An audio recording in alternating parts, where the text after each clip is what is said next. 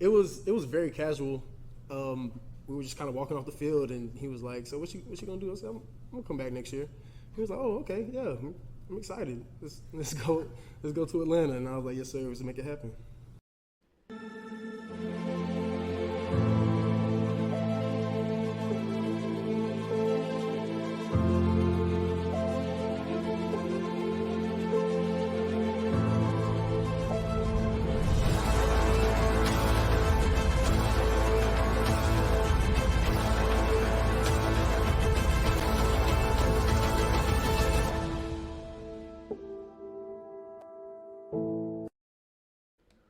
Welcome to the Talkin VAWLS Network. My name is Boogie Bentley. Seen a few of you guys sharing this article around, talking about it, tweeting about it, posting it in the comment section.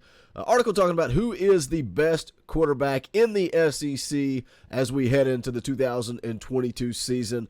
Want to kind of discuss that, get into it, but as always, do me a favor, go ahead and smash that like button just below the video. It's quick, it's free, it's easy, it helps the channel. We'll play that analytics game. Also, if you're new to the Talkin VAWLS Network, welcome. We're not experts, we're not insiders, we are fans just like you. If you enjoy the content, make sure you subscribe. Click that bell for notifications you won't miss when we go live or when we drop a video. Just slight little schedule change. I know I mentioned possibly doing the NCAA stream tonight. I'm going to move it to Friday. As you guys can hear, I'm a little under the weather. I appreciate all the comments I've been getting where we were kind of out of the office, I guess, for 3 to 4 days.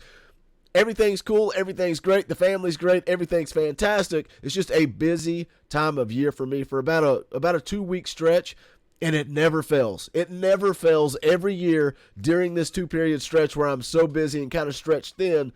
Once I get through it, I always get sick. It never fails. So I still want to pump out content, still want to make videos, but I don't think you guys want to deal with me on a live stream for an hour and a half right now. Let's move it to Friday. Friday night, 6:30 p.m. Eastern time. We'll have time to get on, play a little NCAA 2013. Then the baseball team plays at 8 p.m., so we'll have time to get all that in. So make sure you join me. Just wanted to let you guys know of that slight schedule change. And again, thank you for everybody for the kind words, the comments. Everything's great, just busy, that's all. But let's jump into this article. This is over at 24/7 Sports. It says SEC football quarterback rankings. Athlon Sports slots Hendon Hooker near the top. This is written by Brad Crawford. Just going to kind of scroll through it, not really comment on every quarterback. You can see at the bottom of the list there, Vanderbilt doesn't even have a quarterback named. Missouri down there at the bottom. Auburn, Texas A&M. Florida, Anthony Richardson. That Florida game, again, when we look at the schedule for 2022, how good can this Tennessee football team be? And it all starts with Florida. Some people may have that Pitt game circled, and I'm keeping my eye on that Pitt game, September 10th, but I feel way more confident about that game this year than I did last year. Last year, I pretty much said it was a pick'em, and it was. It came down to the wire. Tennessee, if they had the right guy under center at the time, Tennessee rolls in that game. Kenny Pickett no longer at Pitt. I feel confident Tennessee is going to roll. I think they walk into that game against Florida. That's when the schedule kicks off. That Florida week. They are going to go into Florida 3-0, and that next 3-week stretch is going to lay the foundation for the season. Way too early predictions. I say Tennessee's going to win 8 games, but they can win 10, and that's all going to come down to that 3-week stretch with the Florida game, LSU game, and the Alabama game. If they find a way to win 2 of those 3, this football team could possibly be looking at a 10-win season. My prediction's still 8. I'm just saying it all starts with Anthony Richardson and that Florida game. You can see there Miles Brennan with LSU. Also another one. That LSU game is huge. I know they've got a new coach. There's going to be some turnover, attrition, new schemes. But the bottom line is when you go on the road in the SEC to play at LSU, you're going to have your hands full. That is one of the most nasty environments in all of college football.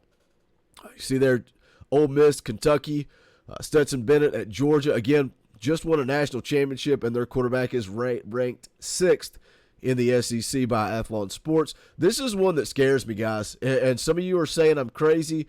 This South Carolina game is one to keep an eye on. That's one that could be a spoiler alert late in the year. If Tennessee gets through, say with just losses to Alabama and Georgia, a lot of our eyes are going to be real big looking at a 10-win regular season. But that South Carolina game, November the 19th, is going to be a big one. And I know the opinions on Spencer Rattler are kind of all over the board, but I think he is going to instantly improve that South Carolina game. Let's see what the article here says about Spencer Rattler. Says that Athlon notes that not all of Oklahoma's offensive issues last year were on Spencer Rattler's shoulders, and now South Carolina has its highest-rated quarterback in program history, a player the fan base is excited to see this spring. Rattler's natural throwing motion is a work of art, and he has the arm talent scouts covet. But the big question is his ability to ease off the accelerator a bit and avoid mistakes within the confines of what the Gamecocks want to do offensively. So again, going back to Tennessee's problems, Tennessee's issues, can they develop on that defensive line? Can they find a way to replace Caleb Tremblay, Matthew Butler? They've got some talent there. Can those guys on the edge, can Byron Young continue to take that next step? He's really coming on. We all know he has a ton of talent. I think it's going to be crucial that they're able to get pressure on Spencer Rattler in that game. You got Will Rogers at Mississippi State, KJ Jefferson at Arkansas, and now we get down to the top two quarterbacks in the SEC. Should be no surprise they've got Bryce Young at Alabama at the top, but they've got Hendon Hooker right here at number 2. And you guys know I say all the time on this channel, let's kick off, let's fire up, let's start up the Hendon Hooker Heisman Trophy campaign. And a lot of people instantly say a Tennessee quarterback is never going to win the Heisman. ESPN hates us. The national media hates us. Do we truly believe that? Do we, honestly, hit the comment section. Do we truly believe that ESPN hates us? Or is it that we've been down for 20 years? And so there's really not a lot to talk about. I saw somebody posting about the basketball game last night, saying that the announcers were only talking about Tennessee. Is that possibly because Tennessee is a basketball program on the rise? Well, not on the rise, but they have a chance to make a run as we head into March Madness. Georgia, not so much. So maybe they're talking about Tennessee because Tennessee is the top program there. Meanwhile, Tennessee against Florida, Georgia, Alabama. For the last several years, guys, we've just been down. Maybe ESPN doesn't hate us. Maybe if Hendon Hooker does what it takes, it's going to take double-digit wins. It's going to take 10 wins for Hendon Hooker's name to be mentioned in the Heisman Trophy campaign. But let's take a look at what they say here. It says Hendon Hooker does not get the respect he deserves nationally.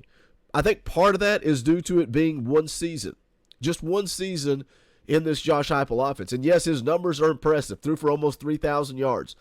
The biggest factor for me, touchdown to interception ratio, 31 touchdowns to 3 interceptions, quarterback rating of 182.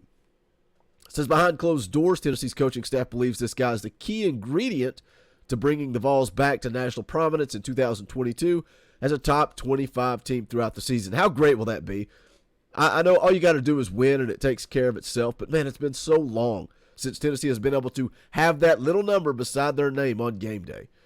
It says he's coming off a 36 touchdown campaign after managing more than 3,500 yards of total offense as the facilitator within Josh Heupel's tempo-based scheme.